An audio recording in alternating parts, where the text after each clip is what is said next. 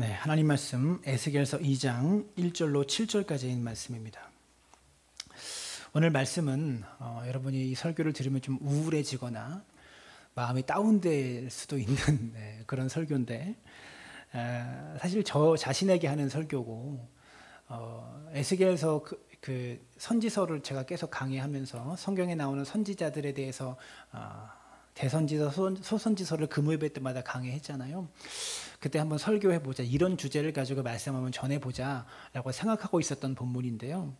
오늘 말씀을 들으면서 여러분이 기대했던 하나님의 모습과는 전혀 다른 모습의 하나님을 발견하게 되는 것, 그것도 은혜이고요. 그것도 또한 깨달음임을 좀 기억하면서 오늘 말씀을 들었으면 좋겠어요. 이번 주간에 제가 유튜브를 통해서 강연을 하나 보았는데요. 죽음의 수용소에서라는 책에 대한 강연의 내용이에요.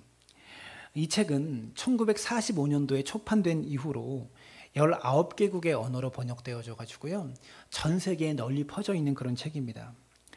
이 책의 내용은 정신과 의사였던 빅터 프랭클린이 유대인이 집단으로 수용되어 있었던 나치 당시에 아우슈비츠 수용소에서 이 정신과 전문의가 포로로 끌려가면서 이 책의 내용이 시작이 됩니다.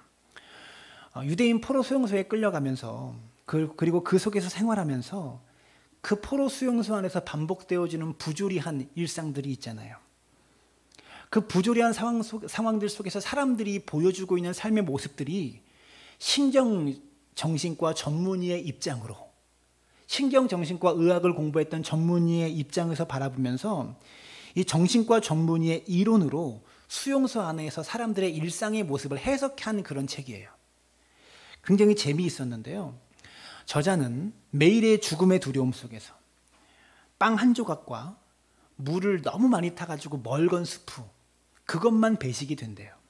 그 속에서 그 빵 한 조각과 묽은 스프만 하루하루 먹으면서 하루하루의 삶을 영명하면서도 고통스러운 강제 노역에 시달리는 수용소에서 사람들의 이름으로 그 사람을 부르는 것이 아니라 번호로 불려지는 그곳에서 어쩌다가 한번 몇 번 나와라 라는 소리를 들으면 이게 다른 수용소로 이감이 되는 건지 아니면 내가 가스실로 끌려 들어가는 건지 전혀 알지도 모른 채 불려가는 것이 행운인지 아니면 죽음의 길인지 전혀 모르는 두려운 하루하루를 살아내는 그 자리에서 어떤 사람은 같이 수용소에 끌려 들어온 같은 사람임에도 불구하고 나치의 앞잡이가 되어서 오히려 더 수감되어 있는 사람들을 더 괴롭히고 짓밟고 힘들게 하는 사람이 있는가 하면 어떤 사람은 떨어지는 해를 바라보며 예술 감각을 일깨우고 서로 농담, 유머러스한 유머로 그 수용소 안에서 서로를 위로하며 하루하루를 보내고 빵 한 조각밖에 배식되지 않는 그 수용소에서 자기가 먹을 빵을 다른 사람에게 나누는 모습을 사람들도 지켜보게 됩니다. 똑같은 죽음의 수용소 안에서 정반대의 모습을 보여주는 이 상황 속에서 이 책의 저자인 그리고 신경정신과 전문의인 이 사람의 입장에서 많은 깨달음을 이 사람이 얻게 되어지는데요. 그 책에 나와 있는 글인데 제가 그 책의 한 부분만 여러분에게 읽어드리겠습니다.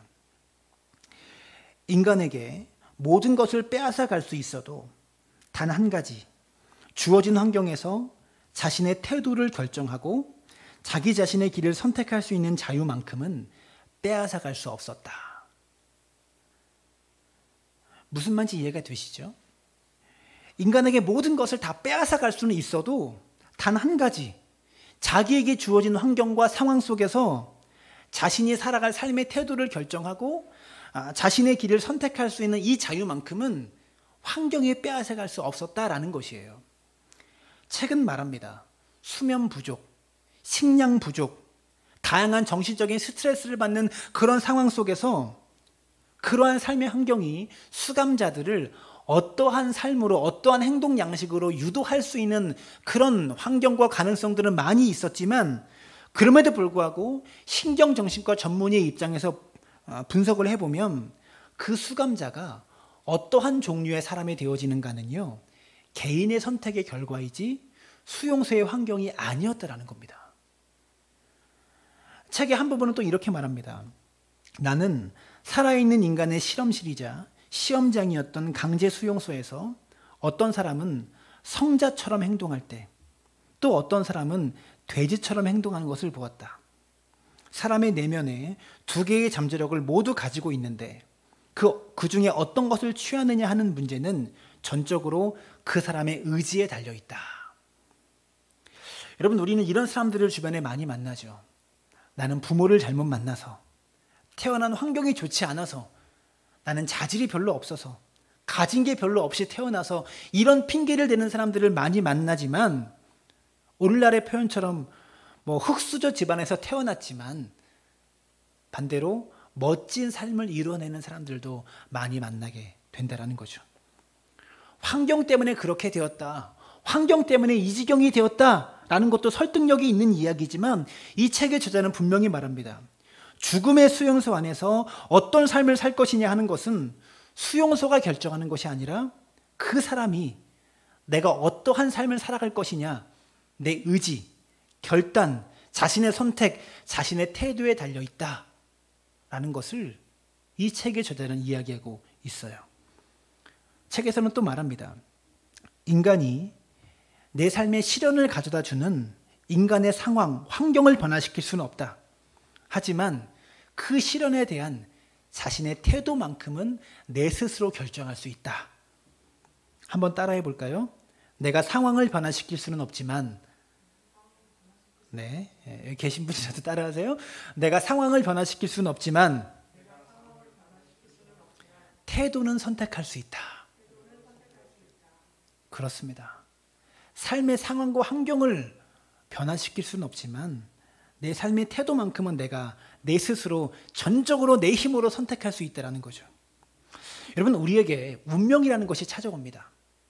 기독교인들은 운명이라는 단어를 쓰지는 않지만, 그러나 세상 사람들이 말하는 그러한 운명이라는 것이, 어쩔 수 없는 삶의 환경이라는 것이 우리에게도 찾아옵니다. 내가 어찌할 수 없는 삶의 현실들이 우리 주변에 널려 있다는 거죠. 벗어나고 싶어도, 빠져나가고 싶어도 빠져나갈 수 없고 벗어날 수 없는 삶의 운명과 같은 사실들이 우리 삶 가운데 분명히 있다는 거죠. 그러나 내가 내 삶에 내가 만난 운명이나 현실이나 환경을 바꿀 수는 없지만, 그 운명과 현실을 내가 어떻게 받아들일 것이냐 하는 것은 전적으로 내가 스스로 결정한다라는 사실입니다. 예수를 믿고 살아가는 저와 여러분 대부분들은 어려운 문제를 만나면 하나님이 나에게 말씀을 주시든지 아니면 기도 응답을 주시든지 기적을 일으켜 주시든지 해서 이 문제가 해결되고 극복되고 이 문제가 사라지기를 우리 모두는 간절히 원하죠. 그래서 내가 하나님의 음성을 들을 수만 있다면, 내가 주님의 뜻을 알 수만 있다면, 하나님께서 내게 기적을 베풀어 주신다면, 이런 기도를 우리는 많이 합니다. 그리고 그런 기도의 응답을 통해서 우리 인생이 바꾸어지고 변화될 때도 분명히 있죠. 그러나 성경에 나오는 어떤 선지자들의 인생과 삶을 보면 오히려 하나님의 음성을 들었다는 것이, 하나님께서 원하시는 하나님의 뜻을 그가 안다는 것이 그의 삶의 기쁨이 되거나 문제 해결이 되는 것이 아니라 더 큰 인생의 고통이 되고, 더 큰 인생의 짐이 되고, 더 큰 인생의 무게가 되었다는 것을 우리는 알아야 합니다. 그래서 하나님의 음성을 듣고 하나님의 뜻을 알고 하나님의 능력을 체험했다는 것이 결코 우리 삶에 기쁨만 가져다 주지 않는다는 얘기를 저는 여러분에게 하고 싶은 거예요. 그 대표적인 인물이 바로 에스겔 선지자입니다. 우리가 아는 것처럼 에스겔은 나라가 멸망하고 전쟁 노예로 포로로 끌려간 자리에서 하나님의 음성을 듣습니다.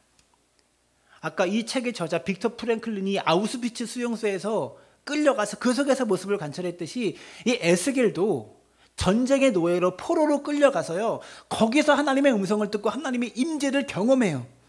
남의 땅에 끌려가서 죽음 밖에는 하루하루 계속되어지는 반복되어지는 노동밖에는 기대할 것이 없는 상황에서 믿음이 없는 사람이라면 하나님이 살아계시면 어떻게 나의 삶에 이런 고통이 있을 수 있겠느냐라고 말하는 그 상황 속에서 에스겔은 하나님을 만나게 돼요. 에스겔 1장 3절을 보시면 갈대아 땅 그발 강가에서 여호와의 말씀이 부시 아들 제사장 나 에스겔에게 특별히 임하고 여호와의 권능이 내 위에 있느니라. 포로로 끌려간 갈대아 땅에서 에스겔은요 하나님을 봅니다. 하나님의 말씀을 듣고 하나님의 권능이 그 위에 임했다라고 분명히 말하고 있어요. 여러분, 우리의 삶에 하나님이 이렇게 나타나시고 하나님의 권능이 나의 삶에 이렇게 임하면 기적이 나타날 것이다. 우리 인생에 대박 날 것이다. 이렇게 우리는 생각하죠. 그런데 에스겔에게 그렇게 나타나셔서 그렇게 권능을 주시고 은혜를 부어주셨던 그 하나님께서 에스겔에게 시키신 일이 뭔지 아세요? 열매 없는, 결과 없는, 변화 없는 일에 대한 부르심으로 에스겔을 부르셨습니다. 우리가 읽었던 에스겔 2장 3절은 이렇게 말합니다. 내게 이르시되 인자야 내가 너를 이스라엘 자손 곧 패역한 백성 나를 배반하는 자에게 보내노라. 누구에게 보낸대요? 패역한 백성, 하나님을 배반하는 자에게 내가 너를 보낸다요. 여러분, 이러한 사람들을 우리에게 보내시면, 만약에 저에게 이러한 사람을 맡겨주신다면 이 사람들이 회개하고 돌아오고 이들이 변화가 되어서 하나님을 찬양하고 변화가 나타나고 부흥이 일어날 것이라고 우리는 기대하며, 저는 기대하며 목회하지 않겠습니까? 근데 4절부터 보시면 이 자손은 얼굴이 뻔뻔하고 마음이 굳은 자니라. 5절 그들은 패역한 족속이라 그들이 듣든지 아니 듣든지 그들 가운데 선지자가 있음을 알지니라. 인자에 너는 비록 가시와 찔레와 함께 있으며 정갈 가운데 거주할지라도 그들을 두려워하지 말고 그들의 말을 두려워하지 말지어다. 그들은 심히 패역한 자라. 여러분, 지금 하나님께서 에스겔에게 하시는 말씀이 무엇입니까? 그들이 얼마나 뻔뻔하고 얼마나 마음이 굳은 자인지 내가 너를 그들에게 보내는데 네가 그들에게 가서 말을 해도 그들이 듣지 않을 거야. 정갈 가운데 있는 것 같을 것이고 가시 가운데 찔레 가운데 네가 있는 것 같을 거야. 그들은 변하지 않을 거야. 그러나 변하지 않는 그들 때문에 너가 두려워하거나 무서워하지 말고 끝까지 내 말로 외쳐라. 이 명령을 에스겔에게 지금 주신 거예요. 여러분, 하나님이 나타나셔서 말씀을 주시고 사명을 주시고 여러분, 그런다면 기적이 나타나고 뭔가 능력이 나타나야 되는데 이 구절을 보면 하나님이 지금 포기하고 계신 것 같아요. 내 뜻을 가지고 가서 네가 외친다고 해도 기적이 나타나지 않는다. 변화가 일어나지 않는다. 이렇게 말씀하세요. 그런데도 왜 내가 가야 됩니까? 그런데도 왜 내가 가서 외쳐야 됩니까? 라고 묻는다면 5절에 하나님이 이렇게 말씀하시죠. 그들은 패역한 족속이라 그들이 듣든지 아니 듣든지 그들 가운데 선지자가 있음을 알지니라. 무슨 뜻이에요? 최소한 그들이 죄 가운데 있고 패역하지만 최소한 그들 가운데 선지자가 있었다는 사실만큼은, 참된 목자가 있었다는 사실만큼은 그들이 알아야 되지 않겠냐. 이것 때문에 보냈다는 거예요. 무슨 말입니까? 아무리 하나님의 뜻대로 외쳐도 열매가 없는, 결과가 없는, 성취도 없고 변화도 없는 일에 에스겔은 지금 부르심 받은 거예요. 여러분, 하나님의 음성을 들었다는 것이, 하나님의 권능이 그 위에 임했고 하나님의 강력한 임재를 에스겔이 경험했다는 것이 그의 삶의 기쁨이었을까요? 여러분, 하나님의 권능이 임하고 하나님의 임재가 강력하게 임하면 능력이 나타나고 기적이 나타나야 되는데 오히려 하나님의 권능이 임했음에도 불구하고 열매가 없을 거야. 어떠한 변화도 없을 거야. 주님이 이렇게 말씀하십니다. 여러분, 근데 이런 인생을 산 사람이 에스겔 한 사람만이 아니에요. 눈물의 선지자라고 불려지는 예레미야도 보시면 예레미야 4장 19절에 이렇게 말해요. 슬프고 아프다. 내 마음속이 아프고 내 마음이 답답하여 잠잠할 수 없으니 이는 나의 심령이 나팔 소리와 전쟁의 경보를 들음이라. 에스겔은 앞으로 일어나게 될 하나님의 심판, 앞으로 일어나게 될 무서운 전쟁으로 인한 하나님의 심판을 에스겔은 미리 지금 보고 있어요. 그것을 보니까 하나님의 뜻을 알고 그것을 미리 내다보니까 너무나 힘들고 슬픈 거예요. 근데 이러한 위기가 지금 그들 앞에 닥쳐 있는데 이스라엘 백성들이 보여주는 모습은 뭐냐면 예레미야 4장 22절을 보면 내 백성은 나를 알지 못하는 어리석은 자요 지각이 없는 미련한 자식이라. 악을 행하기에는 지각이 있으나 선을 행하기에는 무지하도다. 악을 행하는 데는 지각이 있지만 선을 행하는 데는 무지하대요. 여러분, 이러한 사람들 속에 뒹굴고 살면 고통받을 거 없어요. 그냥 이러한 사람들 속에 섞여 살아가면 힘들 것도 없어요. 세상 속에서 세상 사람들처럼 살면 마음 아프거나 괴로워할 게 전혀 없다고요. 다 그렇게 사니까요. 내 생각이나 그들의 생각이나 다를 바가 하나도 없으니까. 그런데 예레미야는 미래의 이스라엘 백성에게 임할 심판을 미리 알고 있어요. 미리 보고 있어요. 근데 심판이 다가오고 있다는 사실을 전혀 알지도 못하고 악을 행하는 일에만 똑똑하게 살아가는 이 사람들을 바라보면서 예레미야는 마음이 굉장히 답답합니다. 그리고 이 사람들에게 예레미야가 하나님의 말씀을 전하고 선포한 기간이 얼마나 되냐? 예레미야 25장 3절을 보면 무려 23년 동안, 오늘까지 23년 동안 여호와의 말씀이 내게 임하기로 내가 너에게 꾸준히 일렀으나 너희가 순종하지 아니하였느니라. 23년 동안 예레미야에게 하나님 말씀이 임했고 그 말씀을 그대로 이스라엘 백성에게 꾸준히 전했는데 하나도 안 변하는 거예요. 여러분, 23년 동안 변하지 않는 성도님들을 데리고 설교한다는 거 죽는 것보다 못할 노릇입니다. 23년 동안 목회하고 설교하는데도 불구하고 단 한 사람도 회심하지 못하고 변화되지 못한다. 그러면 우리는 이렇게 말하죠. 그 목사는 문제가 있는 목사야. 영성이 없어. 그 목사는 능력이 없어. 심지어 하나님이 목사로 부르신 것이 아니지 않을까? 주변에서 이렇게 이야기할 겁니다. 그러나 예레미야는 분명히 하나님이 보내신 사람이었지만 23년의 사역 속에 한 사람의 회심자도 얻어내지 못하는, 단 하나의 열매도 얻어내지 못하는 열매 없는 인생으로 부름받았고 열매 없는 인생으로 자신의 소명을 다하며 살아갑니다. 여러분, 예레미야의 인생이 행복했을까요? 우리는 하나님의 뜻대로 살면 행복할 거야 라고 이렇게 생각하지만 저는 에스겔이나 예레미야 인생을 볼 때 인생의 행복이 하나님의 뜻대로 산다고 해서 보증되는 것이 아니다 라는 것을 새롭게 깨닫습니다. 우리가 행복하게 사는 것이 꼭 하나님께서 원하시는 것이 아닐 수 있다 라는 것을 또 새롭게 깨달아요. 하나님의 부르심을 받은 예레미야 선지자가 자신의 인생이, 자신의 삶이 얼마나 힘들었는지 이렇게 자신의 삶을 토로해요. 예레미야 20장 14절을 보시면 내 생일이 저주를 받았다면, 나의 어머니가 나를 낳던 날이 복이 없었다면, 나의 아버지에게 소식을 전하여 이르기를 당신이 등남하였나이다 하여 아버지를 즐겁게 하던 자가 저주를 받았다면, 18절 어찌하여 내가 태에서 나와서 고생과 슬픔을 보며 나의 날에 부끄러움을 보냈는고. 여러분, 차마 하나님의 부르심 받은 선지자가, 하나님 말씀 전하는 선지자가 죽고 싶다라는 말을 하지 못하겠고 이 말을 돌려서 말하기를 안 태어났었다면 얼마나 좋을까, 이렇게 말하고 있는 거예요. 여러분, 만약에 이 모습이 하나님 말씀에, 하나님의 명령에 순종하는 사람의 삶의 모습이라면 어느 누가 기쁨으로 하나님 말씀에 순종하며 살아갈 수 있겠어요?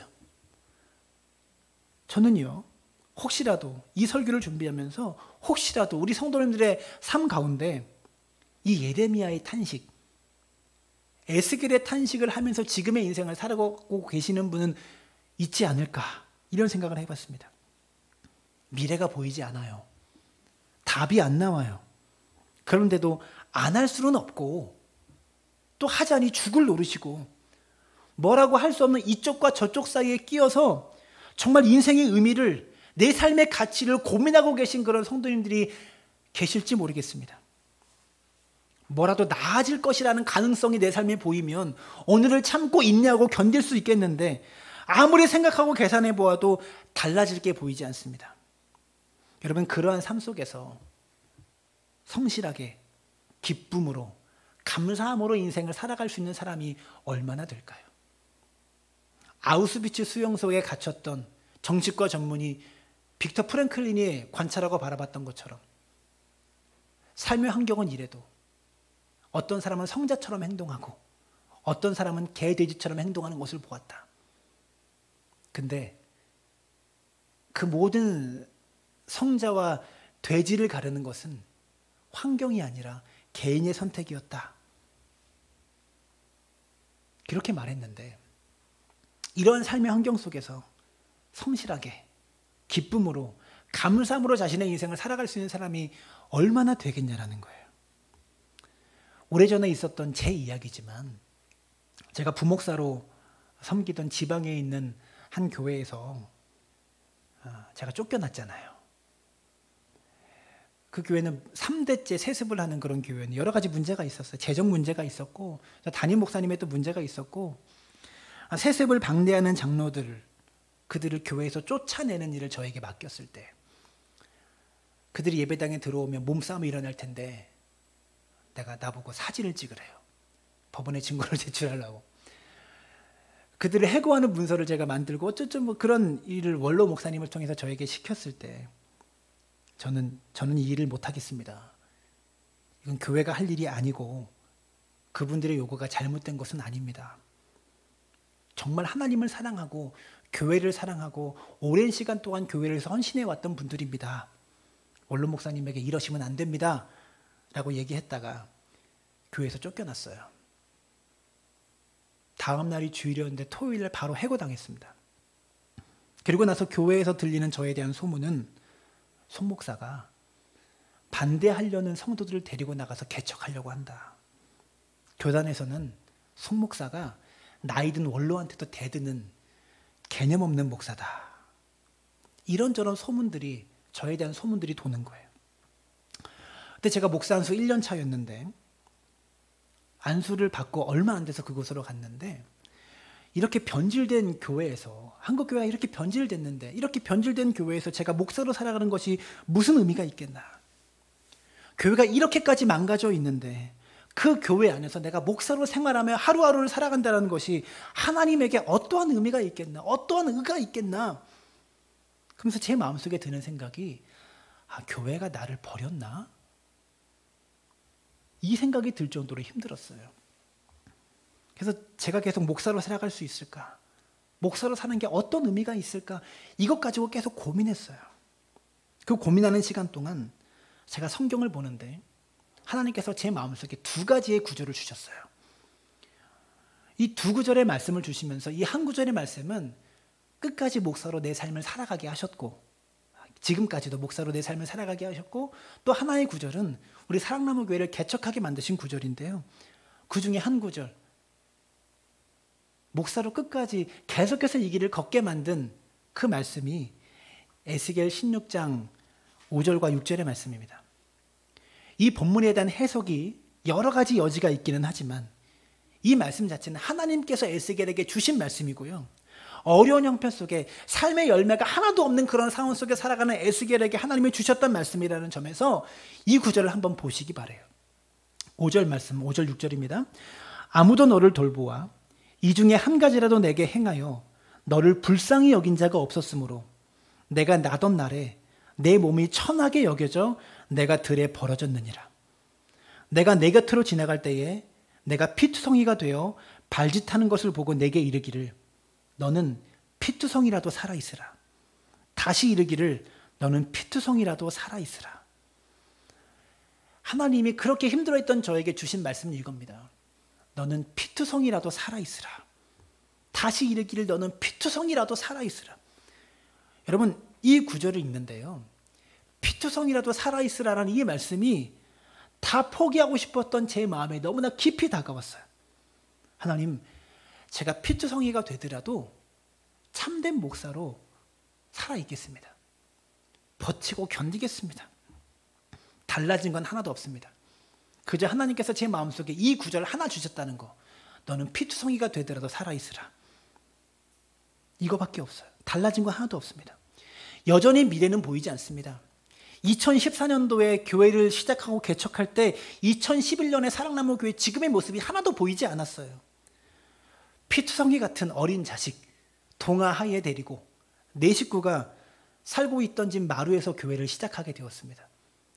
보통 개척을 하면 뭔가 준비하고 하잖아요.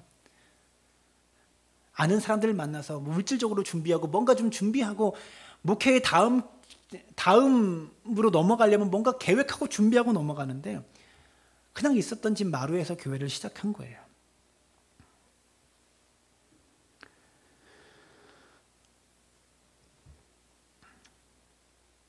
사랑하는 여러분, 오늘 하나님께서 여러분에게 이 말씀 들려주십니다.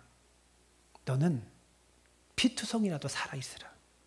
무엇인가 뜻하는 대로 되지 않아서 이럴 바에는 그만두든지 다 포기하든지 다 뒤집어 버리든지 아니면 목숨을 끊어버리든지 결판을 내야 되겠다. 이런 마음으로 마음속에 울분이 차오를 때가 분명히 있을 거예요. 바로 그때 이 말씀 붙드시기 바랍니다. 너는 피투성이라도 살아있으라. 여러분, 엘리야나 엘리사 같은 선지자들은요, 또 느헤미야 같은 하나님의 사람들은요, 하나님께서 뭔가를 이루셨어요. 엘리야를 통해서 엄청난 기적들을 보여주셨잖아요. 기적과 능력을 너무 많이 행하셨어요.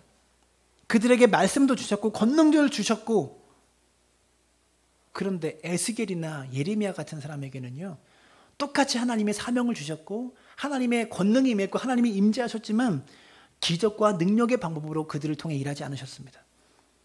에스겔은 포로로 끌려간 그 자리에서 하나님 말씀을 전하면서 여전히 포로된 채로 피투성이가 된 채로 말씀을 전하며 삽니다.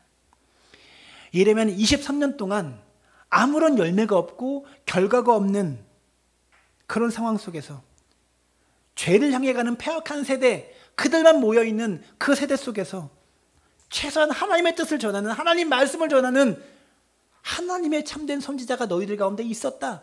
이 사실 하나 보여주려고 하나님이 예레미야와 에스겔을 세우시고 그들 가운데 말씀을 증거하게 하셨다는 거예요.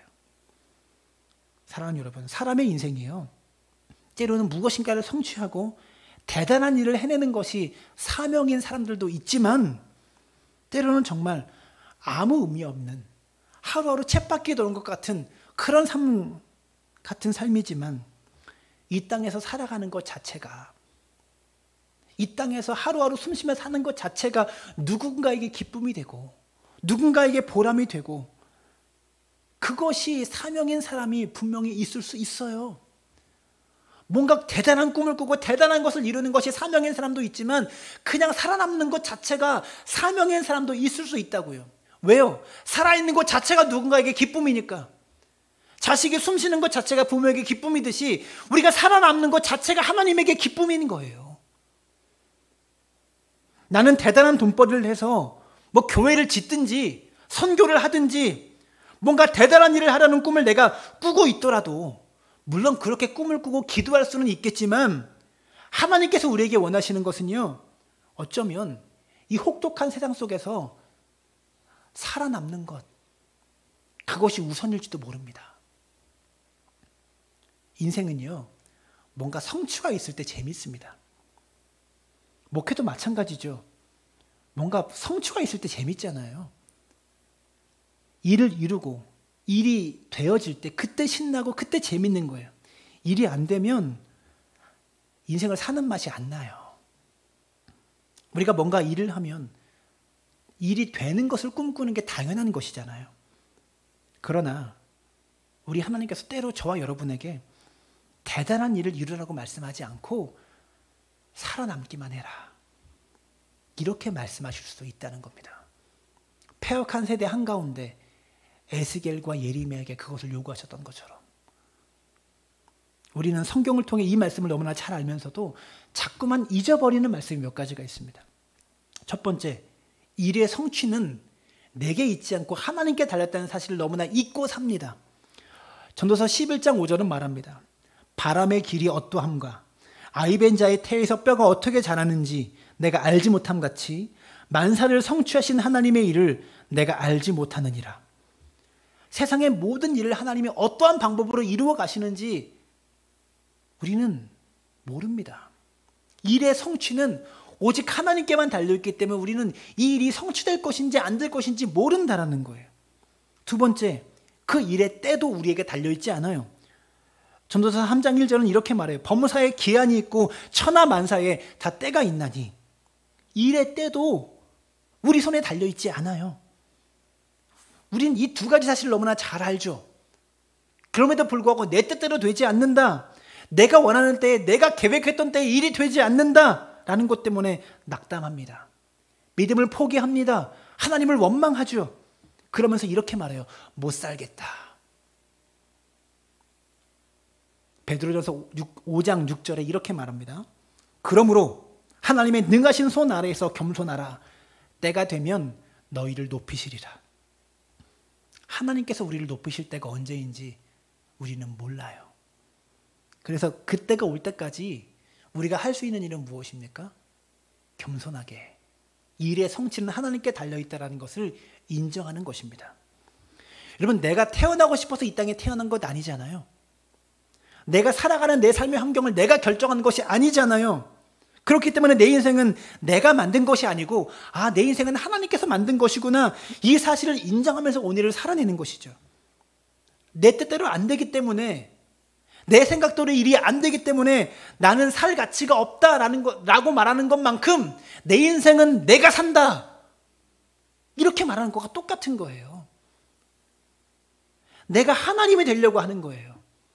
내가 태어나고 싶어서 이 땅에 태어난 게 아니라고요. 내가 그렇게 살고 싶어서 내 삶의 환경이 이렇게 만들어진 게 아니라고요. 그렇기 때문에 내 뜻대로 안 되기 때문에 나는 살 가치가 없다라고 말하는 것은 내가 하나님이 되려고 하는 것과 같은 거예요. 내가 이렇게 살고 싶다라는 소원을 가질 수는 있어요. 그런 꿈을 꿀 수는 있지만 내가 내 소원대로 살지 못한다는 그 이유 때문에 삶의 가치가 있다 없다, 이것을 논하는 것이 얼마나 교만한 죄인지 우리가 깨달았으면 좋겠습니다. 하나님을 주인으로 모시고 살아가는 사람이라면 하나님, 나는 이것을 원합니다, 나는 이것을 소원합니다, 기도할 수는 있습니다. 여러분, 저 역시도 이왕이면 제가 목회자의 길을 걷고 있으니 엘리야나 엘리사처럼 왕 앞에 나아가고 대단한 능력을 행하는 그런 목회자가 되고 싶지, 에스겔이나 예레미야처럼 인생을 살고 싶지는 않아요. 그게 인간으로서의 본심입니다. 그러나 23년 동안 한결같이 말씀을 전하고 설교해도 변화되는 사람이 한 사람도 없는 그 자리가 하나님께서 저를 보내신 자리라면 내가 에스겔처럼 예레미야처럼 눈물을 흘리면서라도 그런 삶을 살아내겠습니다 라고 다짐하는 게 목사 아니겠습니까? 그게 목사로서의 자존심 아니겠습니까? 여러분, 그렇기 때문에 우리는 생각해야 됩니다. 나는 열매 있는 삶을 꿈꾸지만 열매가 없는 삶 속에서도 눈물 흘리면서 하나님을 붙들고 오늘을 견뎌내는 것, 열매가 없는 삶의 상황 속에서도 하나님 붙잡으며 오늘을 버텨내는 것, 그게 믿음이라는 것을 우리가 생각할 수 있게 되기를 바랍니다. 버림받았다고 느껴지고 살만한 가치가 없다고 여겨지는 인생도 내 삶이 내 것이 아니라 하나님의 것이라는 것을 인정하는 사람만이 어떠한 환경 속에서도 자신의 인생을 살아낼 수가 있습니다. 로마서 8장 28절 말씀 너무나 잘 알죠. 우리가 알거니와 하나님을 사랑하는 자 곧 그의 뜻대로 부르심을 입은 자들에게는 모든 것이 합력하여 선을 이루느니라. 살아있으면 언제 이루어질지는 모르지만, 어떻게 이루어질지는 모르지만 그 뜻대로 부르심을 입은 모든 자들에게 모든 것이 합력하여 선을 이루는 날이 온다. 성경은 이렇게 이야기하고 있어요. 사랑하는 여러분, 피투성이가 되어도 살아내십시오. 여러분의 사업체가 피투성이라도 붙들고 기도하며 오늘을 살아내십시오. 여러분의 가정생활이 피투성이라도 가정을 포기하거나 집어던지지 마시고 붙들고 오늘 하루를 버텨내십시오. 이런 자식놈 키운다고 내가 뭘 기대할 게 있겠나라고 싶더라도요, 피투성이가 되더라도 여러분에게 주신 자녀 아닙니까? 그 자식 붙들고 버티며 살아내십시오. 제가 목회를 하면서 진짜 존경하는 목사님들은요, 과거에는 제가 신학생일 때는 목회를 정말 멋있게 하고 크게 목회하고 큰 교회를 짓는 그런 분들이, 목회에 대단한 업적을 이루고 대단한 성취를 하신 분들이 존경스러웠고 그들이 대단해 보였어요. 저분들은 어떻게 저렇게 목회를 했을까, 이 생각 때문에 그들이 대단해 보였다고요. 근데 지금은요, 목회를 해보니까 지금은 어떤 분이 존경스럽냐면 그냥 70세의 목사로 은퇴하신 분들이 다 존경스러워요. 어떠한 결과를 이루고 어떠한 열매를 이루는 거 상관없이 그냥 목사로 30년, 40년의 삶을 살아내신 분들이 다 존경스럽더라고요. 사랑하는 여러분, 우리 하나님이 우리에게 대단한 업적과 성취와 열매를 기대하시는 게 아닐 수도 있기 때문에 다른 사람 보기에 별 볼 일 없는 인생처럼 내가 산다고 할지라도 인생을 살아남는 게 사명일 수 있습니다. 오늘 하루를 견디고 버틸 수 있는 믿음의 사람들 되시길 바라요. 그러면 나중에 천국에서 주님께서 착하고 충성된 종아, 내 할 일 다 했다, 이렇게 우리를 칭찬하실 날이 올 것입니다. 오늘 말씀 많이 우울하지 않으세요? 그러나 여러분, 피투성이라도 기대하는 결과와 기대하는 열매가 없더라도 우리 하나님 붙들고 오늘 하루를 견디고 이겨낼 수 있는 믿음의 사람들 되어지시기를 주님의 이름으로 축원합니다.